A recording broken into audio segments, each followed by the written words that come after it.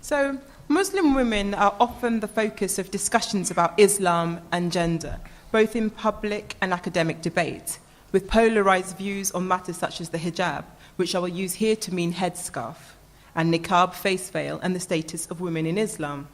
The hijab has come to be seen as a symbol of Islam, and as Myra MacDonald argues, it can evoke mixed emotions of fear, hostility, derision, curiosity, and fascination. There is a tendency for Muslims to be homogenized in mainstream popular discourses, flattening their diversity and conflating cultural and religious practices. As Gholam Kiabani and Millie Williamson argue, it is often assumed that there is a fixed form of Islamic dress that signifies piety that is uncontested among Muslims.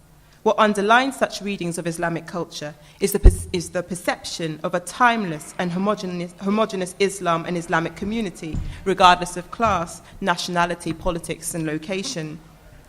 In this paper, I seek to disrupt this homogenizing tendency, drawing on both qualitative and survey data from the Representing Islam on Campus project, to explore how gendered stereotypes construct Muslim women negatively as an oppressed group, confused and or ignorant or radicalized threats. I then draw on our project data to explore the diversity of Muslim women on UK campuses and the complexity of decisions about religious dress through an exploration of Muslim women's narratives on negotiating how to dress as Muslims on campus. Our Muslim women participants offered a range of reasons for choosing to wear or take off the hijab. They highlighted the ways in which they are sometimes judged or othered because of the way they choose to dress, and they shared their responses to this.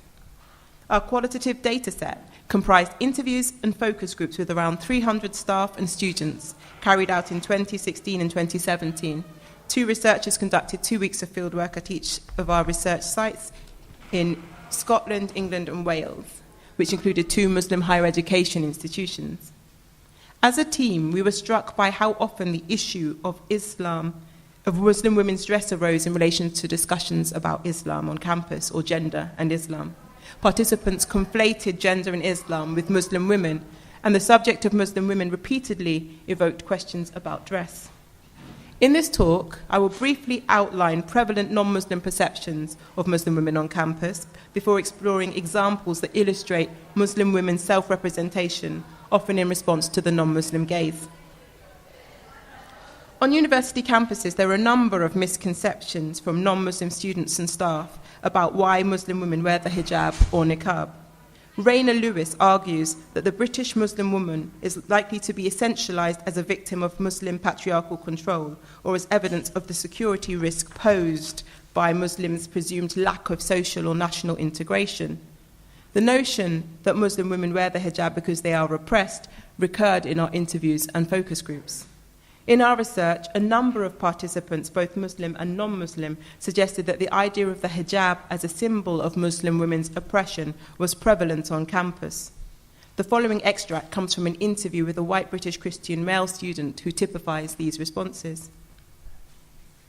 I think that people do view the hijab as quite an oppressive article of clothing, and I think there's quite a lot of focus on that.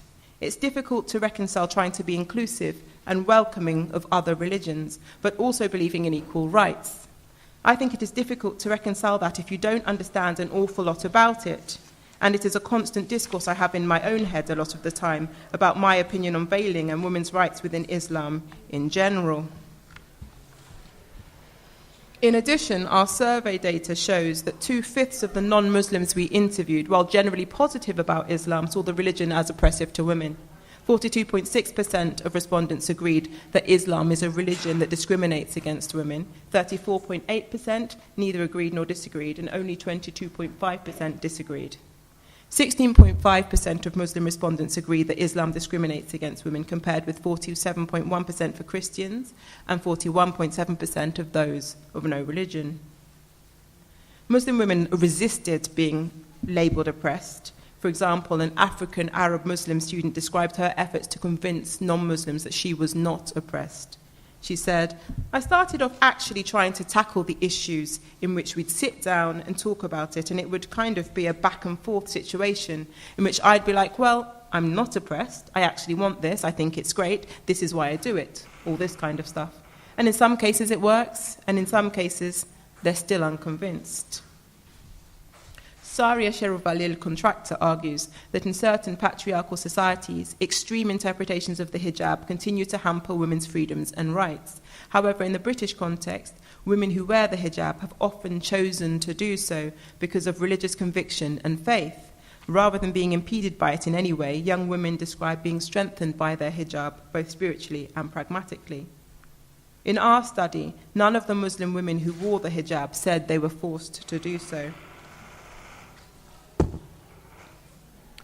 Irene Zempi argues that the wearing of the niqab is often understood as a practice synonymous with religious fundamentalism, and as such one which fosters political extremism.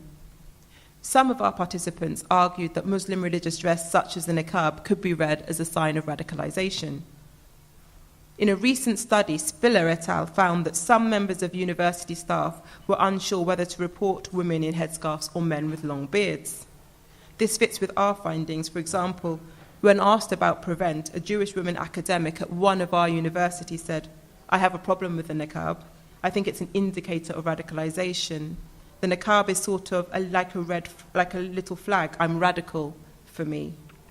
The lecturer said she would not talk to a student who wore the niqab.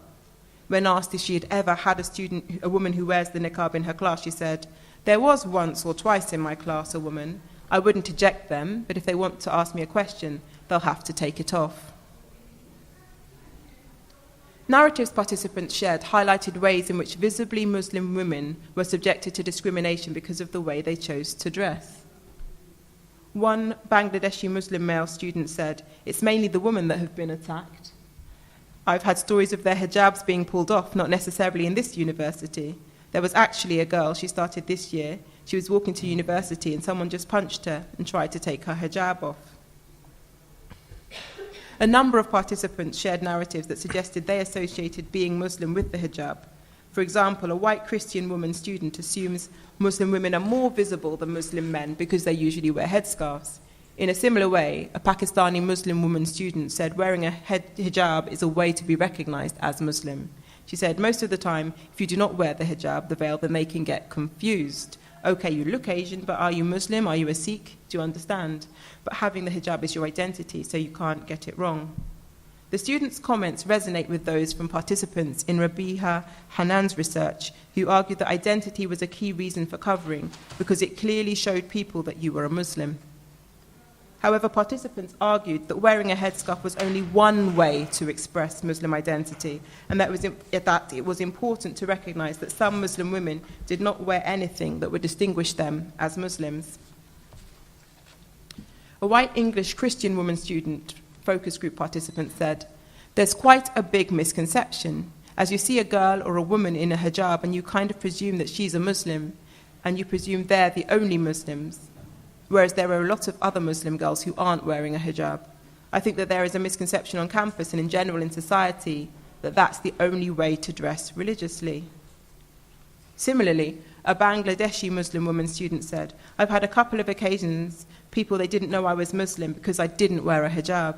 They didn't see me go to pray 5 times a day." However, she said that non-Muslims on campus were welcoming and learned from their interactions with her. And we also had members of staff who mentioned that they had students in their class who were Muslim women and they didn't recognize them as Muslim, and only when they said certain things about being Muslim that they suddenly understood that there were Muslim women in their class they had no idea previously. So some of the members of staff we spoke to talked about challenging their own preconceptions about what it meant to be Muslim because of the students that they encountered.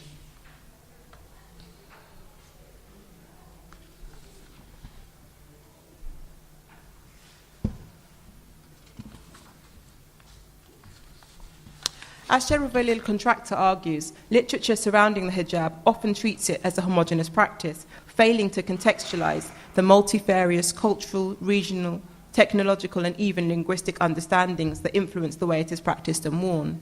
Here I will highlight some of the diverse reasons Muslim women gave for wearing the hijab or taking it off. One Bangladeshi Muslim student said she decided to start wearing the headscarf aged 7 because she wanted to feel a sense of belonging to Islamic society. No one else wore the hijab in her family at the time. When she started at a girls' secondary school, her family asked her not to wear the headscarf. She put it back on the following year as she had male teachers, and she said after that some of the teachers kept a distance from her and others were hostile. She decided to take her headscarf off again in May 2016. The same Muslim student said, I decided I don't feel like I need to wear a scarf to have this sense of belonging because I didn't wear it because you're prescribed to. I was like, I want to feel the sense of belonging, but I don't feel that anymore. I don't feel like I need to wear a hijab to know I am a Muslim. It wasn't making me happy anymore, it was making me uncomfortable. Similarly, a Muslim woman student described feeling uncomfortable in her hijab. When I get asked, why aren't you wearing your hijab, my answer is usually because I feel like I would be uncomfortable if I wore my hijab. I feel like it would get too much attention. At the moment, I kind of blend into the background. Nobody really pays attention to me. I'm happy with that. She described how growing up in a rural area with an older sister who was subjected to racist abuse, including being yelled at, and having people try to take off her hijab scared her and implicitly put her off wearing the hijab. The response of these participants to scrutiny and negativity around wearing the headscarf was in contrast to participants in Madeleine Chapman's study, who were more adamant about wearing the veil as a result of stigma and negative representations of the veil. While on mainstream campuses, gendered religious dress was sometimes stigmatized or became the focus of suspicion among the non-Muslim majority, at Islamic colleges, not conforming to religious dress codes was deemed problematic. At the 2 Muslim higher education institutions in our case study sample, participants suggested that it was obligatory for Muslim women to wear the hijab. One young man, for instance, said that he wasn't sure that there was a rule, but from the way in which the young women he studied with wore the hijab on campus and sometimes didn't wear it off campus, he got the sense that it was actually a rule. Participants mentioned that some of the women participants also mentioned that they don't wear headscarves outside of campus, but they do on campus.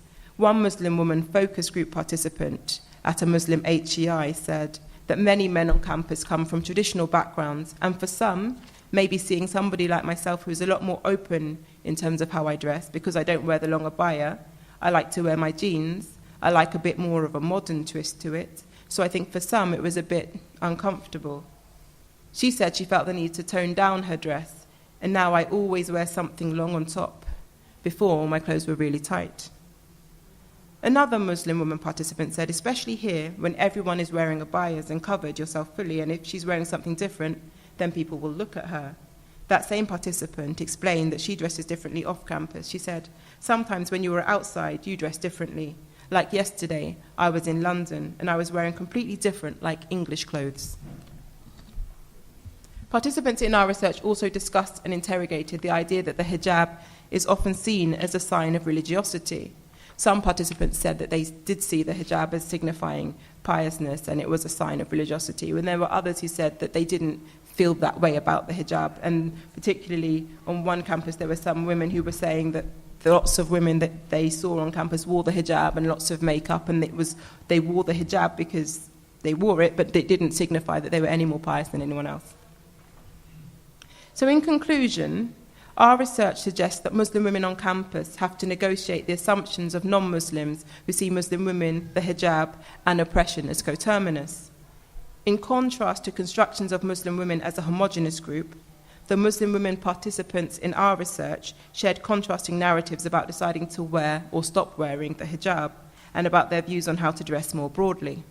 They also suggested that their sartorial decisions were often responses to the contexts in which they found themselves, with some Muslim women on university campuses removing headscarves to avoid unwanted scrutiny, and some Muslim women at Muslim higher education institutions dressing more conservatively for the same reason. Thank you very much.